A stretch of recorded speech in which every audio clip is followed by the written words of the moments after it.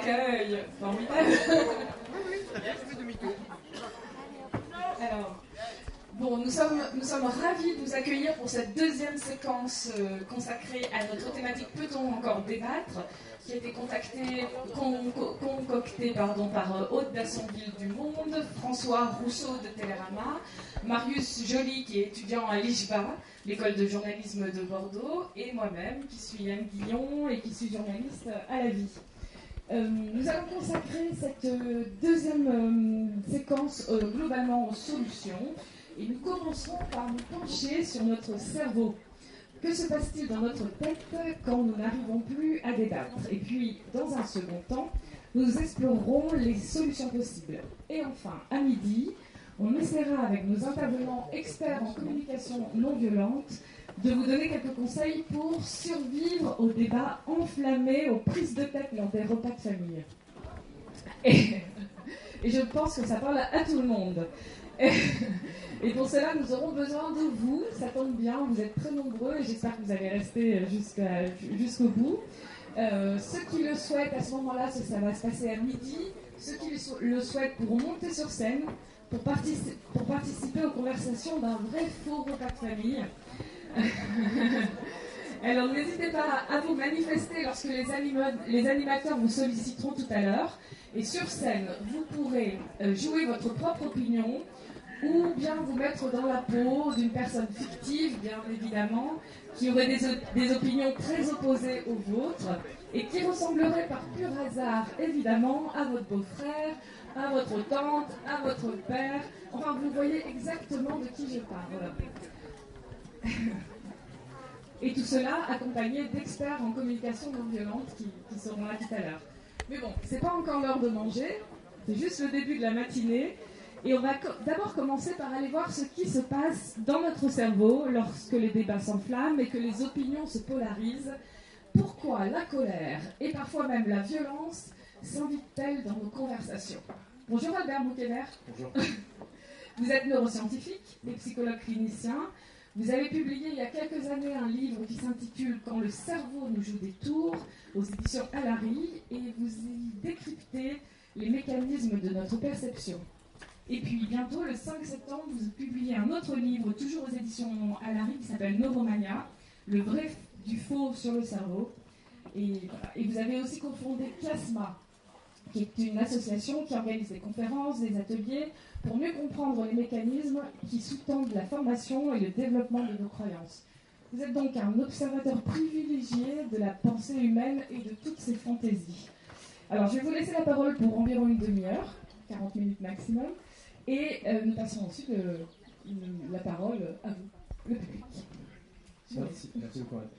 Bonjour à tous et à toutes. Merci d'être là, merci au festival de m'accueillir. Donc la question c'est quels sont les mécanismes qui entravent le débat?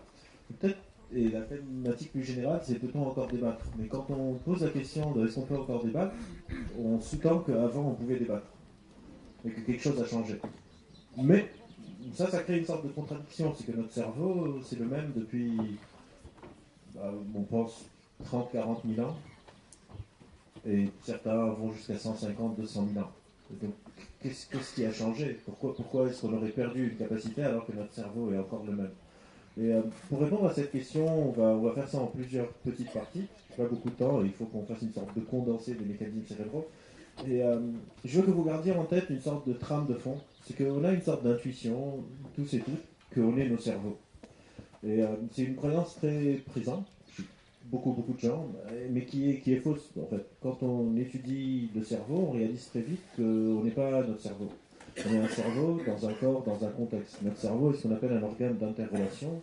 On ne peut pas le comprendre sans prendre en compte le corps et le contexte. Et quand on se demande peut-on encore débattre, on ne peut pas répondre à la question juste en regardant le cerveau. Il faut aussi regarder le contexte, parce qu'encore une fois, le cerveau n'a pas vraiment changé.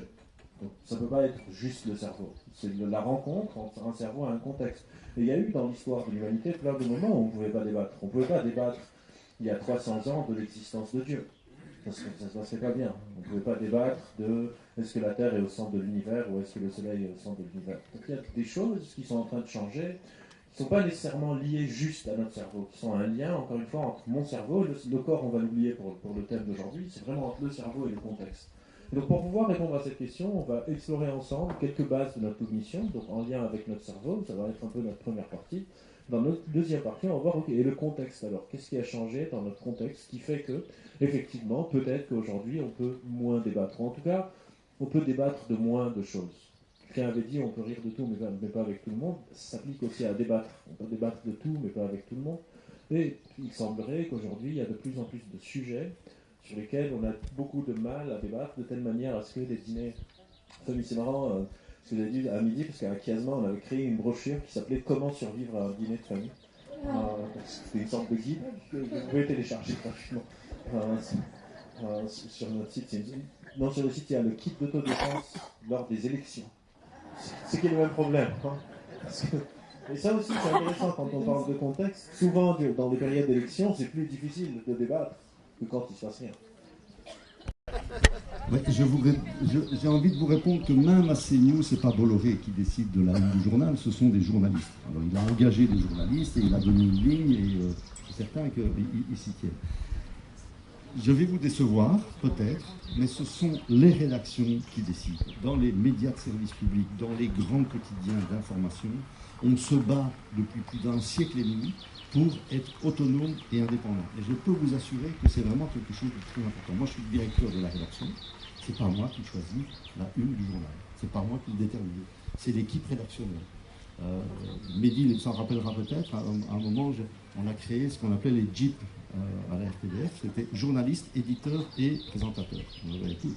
Parce qu'il y a une importance très importante, excusez-moi de me répéter, mais qui est que ce sont des journalistes, des professionnels de l'information qui doivent déterminer eux-mêmes l'actualité, la ligne de leur journal. Alors, il y a beaucoup de choses qui s'imposent à nous parce que l'actualité, on ne peut pas s'en décrocher complètement.